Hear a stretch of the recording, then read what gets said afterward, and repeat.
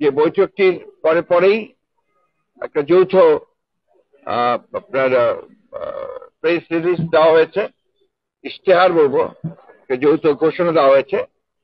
যে ঘোষণাতে খুব পরিষ্কার করে বলা হয়েছে যে আমাদের দুই নেতার বৈঠকটি ছিল অত্যন্ত সৌহার্দ্যপূর্ণ এবং অত্যন্ত একটা সুন্দর পরিবেশে বৈঠক অনুষ্ঠিত হয়। এবং যে বিষয়গুলো আলোচনা হয়েছে তার মধ্যে প্রধান ছিল যে নির্বাচন ইস্যু।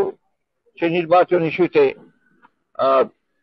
জনাব তারেক রহমানের যে প্রস্তাব, যে নির্বাচন যে ঘোষণা করা হয়েছে আপনার এপ্রিলে, যেটা প্রধান উপদেষ্টা ঘোষণা করেছেন, সেটা উপযুক্ত সময় নয় বিধায় তাকে পিছিয়ে নিয়ে আসা।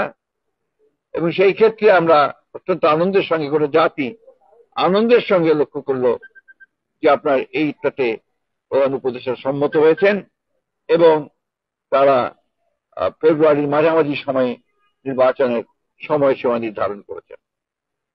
আমি বলবো যে জনাব তারেক রহমান সাহেব আবার প্রমাণ করলেন যে তিনি বাংলাদেশের রাজনৈতিক যে দলগুলো রয়েছে সেই দলগুলোর নেতৃত্ব যারা দিচ্ছেন, তাই সেই নেতৃত্ব যারা দিচ্ছেন তাদের মধ্যে নিঃসন্দেহে রাষ্ট্রনায়কোচিত যে গুণগুলো তার মধ্যে রয়েছে সেই গুণ তিনি প্রমাণ করেছেন।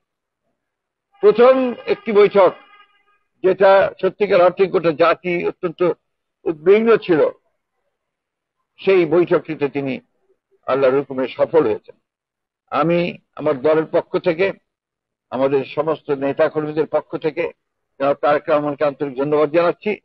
সেই সঙ্গে আন্তরিক কৃতজ্ঞতা জানাচ্ছি প্রধান উপদেষ্টা প্রফেসর ডক্টর মোহাম্মদ ইউনূসকে, যে তিনি অত্যন্ত বিচক্ষণতার সঙ্গে এই সভাটিতে জনাব তারেক রহমানকে আমন্ত্রণ জানিয়ে একটা যে স্টেলমেট ছিল, একটা যে আপনার সবকিছু অনিশ্চিত অবস্থায় চলে গিয়েছিল, সেই অবস্থাকে কাটিয়ে তিনি জাতিকে এই দুই নেতা আবার সামনের দিকে আশা নিয়ে এগিয়ে যাওয়ার স্বপ্ন দেখিয়েছেন।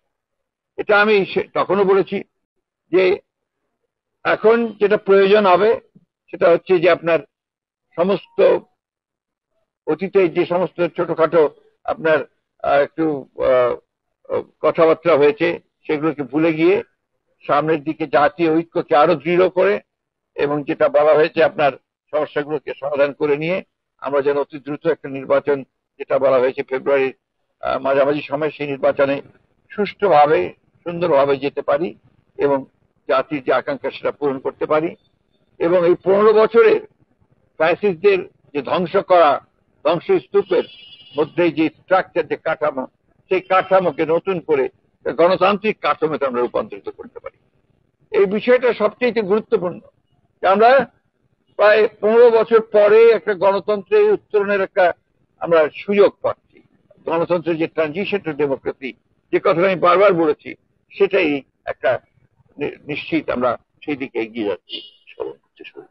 আমি এই সঙ্গে আজকে সত্যিকার কথা বলতে গিয়ে সবচেয়ে বেশি স্মরণ করতে হয় আমাদের সেই সমস্ত শহীদদেরকে যারা জুলাই আগস্ট মাসে তারা অধিকার আদায়ের জন্য তারা তাদের প্রাণ দিয়েছেন, প্রাণ দিয়ে সে পরিবর্তন ঘটিয়েছেন, ফ্যাসিস্টকে পরাজিত করে তাকে পালিয়ে যেতে বাধ্য করেছেন এবং বাংলাদেশের মানুষের জন্য একটা নতুন সম্ভাবনার সৃষ্টি করেছেন। চতুর্দিকে একটা অনিশ্চয়তা ছিল এবং অনেকে অনেক কথা বলছিলেন বিভিন্ন ভাবে। আজকে এই দুই নেতা প্রমাণ করলেন যে বাংলাদেশের মানুষ এখনো প্রয়োজনের সময় ঐক্যবদ্ধ হতে পারে, নেতারা নেতৃত্ব দিতে পারেন, সেই হিসেবেই বাংলাদেশের মানুষ সামনের দিকে এগিয়ে যাবে।